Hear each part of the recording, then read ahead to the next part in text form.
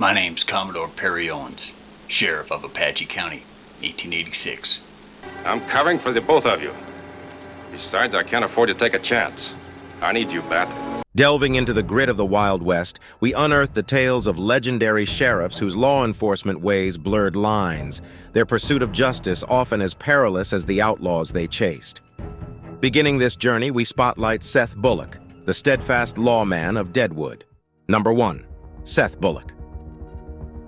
Seth Bullock's legacy starts in Canada, but soon moved southward to the burgeoning settlements of the American West, staking his life and honor in the unpredictable town of Deadwood, South Dakota. An entrepreneur and lawman, Bullock's story is intertwined with the tumultuous growth of this frontier town. Born in 1849 in Ontario, Canada, Seth Bullock moved to Montana during the gold rush and quickly proved himself a savvy businessman by establishing a hardware store. He would be elected to the territorial senate and become the sheriff of Lewis and Clark County. However, it was his move to Deadwood, a lawless town rife with gold prospectors and notorious gunslingers, where he would carve out his Wild West legacy. In Deadwood, Bullock and his business partner Saul Starr established a hardware business. Still, Bullock's strong sense of law and order led him to become the town's first sheriff. It was an office he would use to bring a semblance of stability and governance to the rugged, chaotic terrain of Deadwood. Bullock's reputation as a fair but stern lawman, unwilling to back down, made him more dangerous than any bandit. He didn't just pursue justice, he imposed it in a place where lawlessness was the norm. Once he even staved off the threat of Al Swearingen, the local saloon and brothel owner. Swearingen's cutthroat gem theater often invited violence, but under Bullock's uncompromising leadership, even the gem had to toe the line. One of the most notable incidents of Bullock's tenure as sheriff was his face-off with the infamous Dirty Emery. Bullock gave Emery an ultimatum to leave town after repeated disorderly behavior. When Emery didn't heed the warning and pulled a knife, Bullock's swift response of shooting him in the shoulder re-established order and demonstrated the lengths he would go to keep the peace. Beyond his lawman duties, Bullock made significant contributions as a civic leader. He co-founded the town's first newspaper, encouraged the arrival of the railroad, and played a key role in establishing the Yellowstone National Park. Bullock's contributions and commitment to creating a civilized society in the heart of the Wild West resonated far and wide, drawing the attention of President Theodore Roosevelt, who appointed Bullock as the first forest supervisor of the Black Hills Reserve. Number 2. Pat Garrett. Pat Garrett, born in 1850 in Alabama, is forever etched in the annals of the Wild West as the man who brought down the infamous outlaw Billy the Kid. However, his story extends far beyond that singular event, revealing a lawman whose pursuit of justice often placed him in as much danger as the outlaws he pursued. Garrett arrived in the New Mexico Territory in the late 1870s, a turbulent period marked by bloody feuds and rampant lawlessness. His first encounter with Billy the Kid happened during these years, not as a lawman but as a buffalo hunter and cowboy. Despite the shared occupations and mutual acquaintances, their paths would dramatically diverge. In 1880, Pat Garrett was elected sheriff of Lincoln County, a notorious hotbed of violence. His election coincided with the climax of the Lincoln County War, a deadly conflict involving rival factions fighting for economic control. Amidst this turmoil, Billy the Kid had emerged as a feared outlaw, making him a prime target for Garrett. From the onset, Garrett's relentless pursuit of Billy the Kid earned him numerous enemies and presented numerous threats to his life. Garrett successfully captured the Kid in December 1880, but the outlaw's subsequent escape from jail in April 1881 led to one of the most famous manhunts in American history. It culminated in Garrett shooting Billy the Kid in July 1881, an act that ensured his place in Wild West lore but also heightened the danger he faced from the Kid's allies and admirers. Despite the risks, Garrett continued his role as a lawman. He was later appointed as a customs collector in El Paso, Texas, a position fraught with peril due to rampant smuggling across the Mexico-U.S. border. Throughout his tenure, Garrett upheld his duty with an unwavering resolve, even when it invited danger. Pat Garrett's life is a testament to the dangers that these lawmen of the Wild West faced. Often their dedication to enforcing law and order placed them on a par with, if not above, the bandits in terms of peril. Garrett's relentless pursuit of justice, despite the personal risks, underscores his reputation as a man more dangerous than the outlaws he chased. Number 3. Wild Bill Hickok. Embodied with the true grit of the Wild West, Wild Bill Hickok stands as a testament to the rough and ready lawmen whose danger often surpassed those they pursued. A charismatic character with his long hair, buckskins, and six-shooters, Hickok became a frontier icon, gaining fame as a gunfighter, scout, actor, and most notably, a lawman. Born James Butler Hickok in 1837 in Illinois, his reputation as Wild Bill was crafted on the American frontier. His exploits as a scout in the Union Army during the Civil War and his encounters with the legendary Bear Coat John Varnes, which earned him his first notable gunfight victory, contributed to his rising fame. However, it was his tenure as a lawman that truly encapsulated his dangerous and law-enforcing persona. In 1869, Hickok was elected sheriff of Hays City, Kansas, one of the most lawless towns in the West. His reputation as a skilled marksman and quick-draw artist was instrumental in bringing law and order to a town known for its rowdy, often violent buffalo hunters and soldiers. Hickok's approach to enforcing the law was as unpredictable and dangerous as the outlaws he pursued. His run-ins with bandits and gunslingers often resulted in a hail of bullets, earning him a reputation for being a shoot-first sheriff. One of the most notorious incidents involved two troopers, Jeremiah Lonergan and John Kyle, who, after a drunken altercation, attempted to gun down Hickok. Unfazed, Hickok responded with deadly precision, adding 2 more notches to his gun. His tenure as Marshal of Abilene, Kansas, another wild cow town, was no less tumultuous. Here he faced the hardened Texas cowboys, known for their rowdy behavior and disdain for law and order. Hickok's enforcement methods, a combination of his imposing presence and deadly accuracy with a revolver, played a crucial role in taming the town.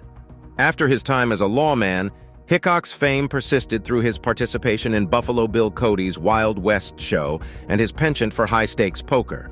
His death, shot from behind during a poker game in Deadwood, South Dakota, added to his legend. His poker hand at the time, aces and eights, has since been known as the dead man's hand. Number 4. Bat Masterson. Bat Masterson, born Bartholomew Masterson in 1853 in Quebec, Canada, has been etched in the annals of the Wild West as a skilled lawman, a gambler, and a frontier scout. His life and exploits paint a vivid picture of a man whose danger level often outstripped that of the bandits he pursued, making him a formidable figure in the Wild West. The hallmark of Masterson's reputation can be traced back to his tenure as the sheriff of Ford County, Kansas in the late 1870s. Dodge City, the county seat, was a bustling cattle town known for its lawlessness, and Masterson's election as sheriff marked a turning point in the town's history. His strong-arm tactics and steadfast dedication to law and order played a crucial role in taming Dodge City's notorious outlaws. Masterson's exploits often landed him in precarious situations. The infamous Battle of the Plaza, where he rescued his brother Jim from a hostile crowd threatening to lynch him, was an early display of his willingness to face danger head-on. He stormed the scene with a Winchester rifle, held the mob at bay, and demonstrated the lengths he would go to enforce justice. His run-ins with notorious outlaws further contributed to his dangerous persona. Masterson's confrontations often ended in deadly gunfights, his quick draw, and sharp shooting earning him a feared reputation. His face-off with the hardened criminal Dirty Dave Rudabaugh, who attempted to kill him, underscored the perilous life Masterson led. He emerged victorious, further solidifying his status as a formidable lawman. In 1883, Masterson returned to Dodge City to quell the escalating violence during the Dodge City War. With a peace commission comprising other legendary figures like Wyatt Earp and Luke Short, Masterson helped bring the conflict to a peaceful resolution, a testament to his diplomatic skills. After his days as a lawman, Masterson shifted gears, becoming a sports journalist and columnist in New York City. Despite his change in career, his wild past was never far behind, influencing his writings and adding a dash of the Wild West to the bustling streets of New York. Number 5. Dallas Staudenmeier. Dallas Stoudenmire, a notable lawman of the Wild West, exemplifies the danger, courage, and unwavering resolve synonymous with the sheriffs of the era. His story, woven into the fabric of El Paso, Texas, paints a picture of a man whose actions often outmatched the dangers posed by the outlaws he pursued. Stoudenmire was born in Alabama in 1845. He was a man of imposing stature, standing over 6 feet tall, and his skills with a six-shooter were legendary.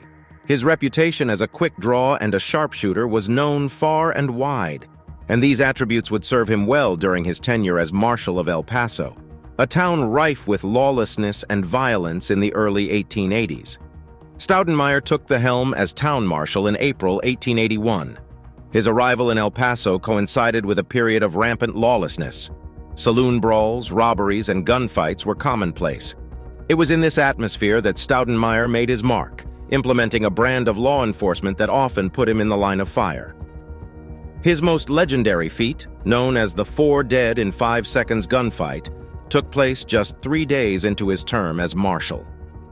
A dispute between 2 local parties erupted into a deadly shootout in El Paso's main street.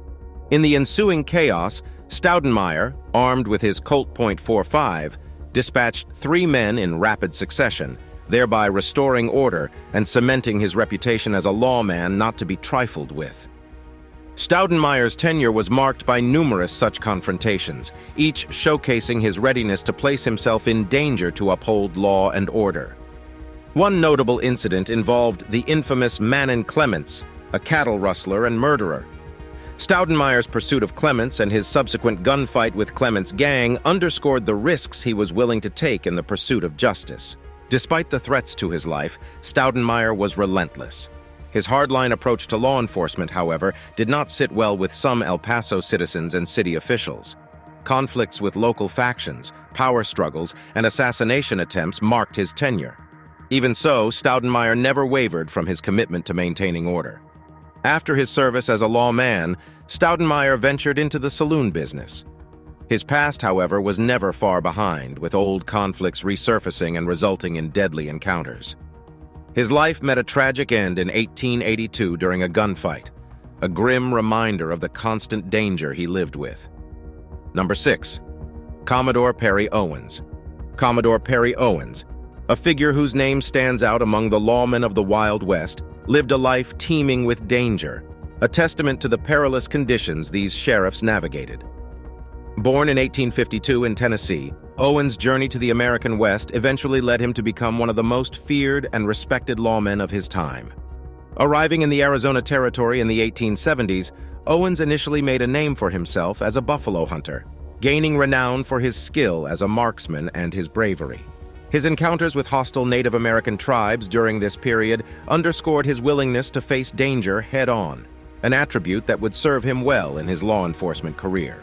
Owens's tenure as a lawman began when he was appointed as sheriff of Apache County, Arizona, in 1886. My name's Commodore Perry Owens, Sheriff of Apache County, 1886. The region was a hotbed of lawlessness, fraught with banditry, cattle rustling, and bloody feuds.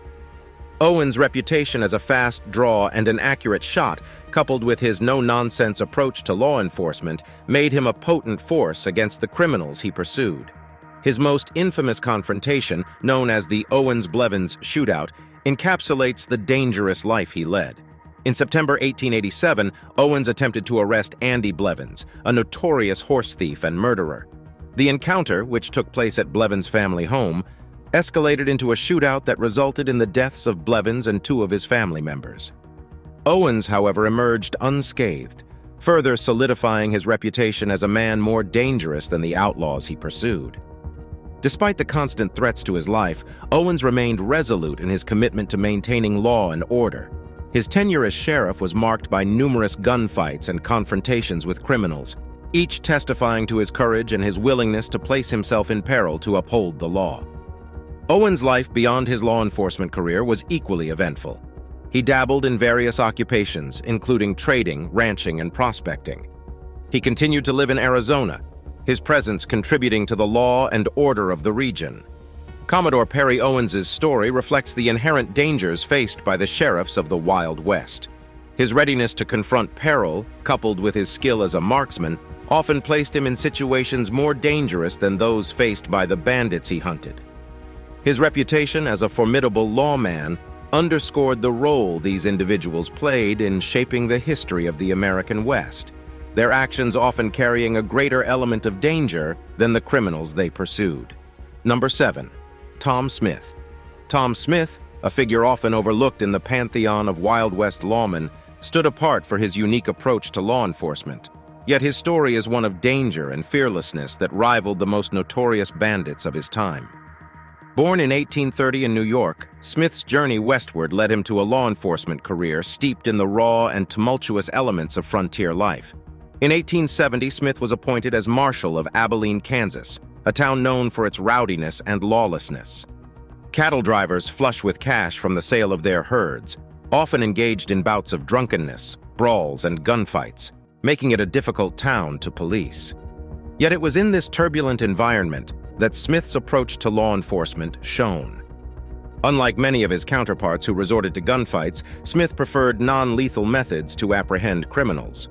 His favorite technique, known as the bear hug, involved grappling offenders into submission. However, his non-lethal approach did not make his job any less dangerous. Smith faced his fair share of violent confrontations, each testifying to his courage and resolve.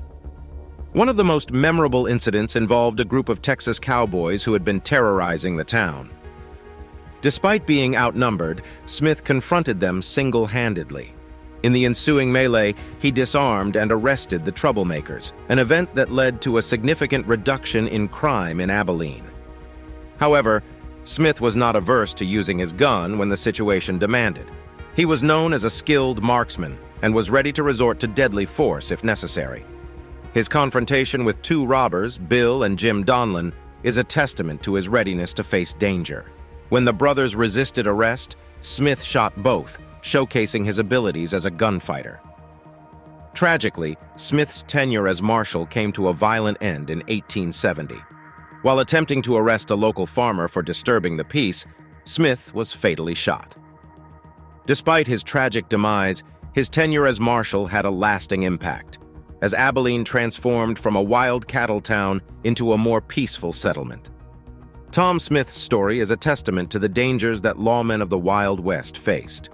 His preference for non-lethal enforcement methods and his determination to uphold the law often led him into situations that were as perilous, if not more so, as those faced by the bandits he pursued.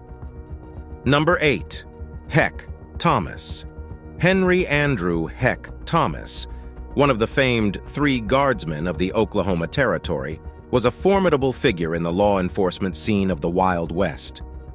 Born in Georgia in 1850, Thomas's journey from being a railroad detective to a feared U.S. deputy marshal exemplifies the danger and grit associated with the sheriffs of his era. Heck Thomas moved westward during the height of lawlessness and disorder in the Oklahoma Territory in the late 19th century. His reputation as a relentless pursuer of outlaws and bandits, combined with his adeptness with firearms, made him a force to be reckoned with. Thomas's pursuit of the notorious outlaw gang led by Bill Doolin is among his most celebrated feats. The relentless pursuit, which involved navigating treacherous terrains and facing constant threats, showcased Thomas's fearlessness and dedication. This manhunt culminated in the Battle of Ingalls, where Thomas, alongside his fellow Three Guardsmen Bill Tillman and Chris Madsen, engaged in a fierce shootout with the Doolin gang, demonstrating his readiness to put himself in danger to uphold law and order. Yet, Thomas's most legendary act was yet to come. In 1896, after a year-long manhunt, Thomas and his posse ambushed Bill Doolin in Lawson, Oklahoma, ending in Doolin's death. This marked the end of one of the most notorious gangs of the time, further elevating Thomas's status as a dangerous lawman. Throughout his career, Thomas was involved in numerous such confrontations and gunfights. His fearlessness and resolve in the face of danger often put him in situations more perilous than those faced by the bandits he hunted. Despite the constant threat to his life, Thomas remained unwavering in his commitment to law and order, upholding his oath even in the most challenging circumstances. Post his law enforcement career, Thomas served as the police chief of Lawton, Oklahoma, where he continued his efforts to maintain law and order until his death in 1912. His tenure in Lawton saw a significant decline in crime, reinforcing his legacy as an effective lawman. Heck, Thomas's life and career exemplify the dangers faced by the lawmen of the Wild West. His fearless pursuit of outlaws, willingness to engage in gunfights, and unwavering commitment to law and order often put him in situations as dangerous, if not more so, as those faced by the bandits he pursued. Number 9. James B. Hume. James B. Hume, a figure etched in the annals of Wild West law enforcement, brought an intellectual rigor to his work that made him a formidable force against the outlaws he pursued. Born in 1827 in New York, Hume's path westward led him to a career as a detective, sheriff, and ultimately as the chief of detectives for the Wells Fargo and Company, where he honed his reputation as a tenacious lawman. Hume arrived in California during the gold rush of the mid-19th century, drawn by the lure of prospecting. After a short stint as a miner, he was elected as El Dorado County's sheriff in 1864. It was in this role that Hume first demonstrated his skill and intelligence as a lawman, earning him respect and admiration. In 1873, Hume was appointed as a detective for the Wells Fargo and Company. His role involved investigating stagecoach robberies that were rampant during this period. Hume's meticulous investigative techniques, coupled with his relentless pursuit of criminals, made him a considerable deterrent to would-be outlaws. One of Hume's most significant achievements was his pursuit and eventual capture of Black Bart, a notorious stagecoach robber of the era. Through careful examination of the crime scenes and meticulous gathering of evidence, Hume was able to track down and arrest the elusive outlaw, demonstrating his intellectual prowess and unwavering commitment to upholding the law. Throughout his career, Hume faced numerous dangers, often putting himself in precarious situations in the line of duty. His confrontations with dangerous criminals, combined with his tireless investigations, often placed him in conditions as perilous, if not more so, as those faced by the outlaws he hunted. Hume's tenure at Wells Fargo was marked by a significant reduction in stagecoach robberies, testament to his effectiveness as a lawman. He remained with the company until his retirement in 1904, leaving behind a legacy of fearlessness, intellect, and dedication to law and order. James B. Hume's life and career present a unique narrative in the law enforcement history of the Wild West.